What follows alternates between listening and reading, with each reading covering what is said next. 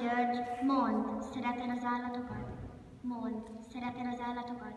Kutyát, macskát, csacsit, lovat és amadarakat. A verebeket, rigót, galambot, pintleket, akik a földön veled élnek, és bundáljuk tolluk melegében, nekik is van szívük, csak éppen nem beszélnek. Mondd, szereted az állatokat, és figyeld őket néha nap, hogy mit csinálnak, hogyan élnek, és a maguk nyelvén mit mesélnek, vagy miről hallgatnak, mikor komoly, csöndjükbe burkolózva ülnek, és titózatos hallgatak külön világukba merülnek. Én szeretem az állatokat, elnézem őket, ha játszanak, alszanak, vagy tűnődnek titkaikon és a világon. Hidd meg, barátom, nekik is vannak titkaik, és csak annál nehezebb talán, számukra ez a sok talány, mert nincsenek rá szavaik.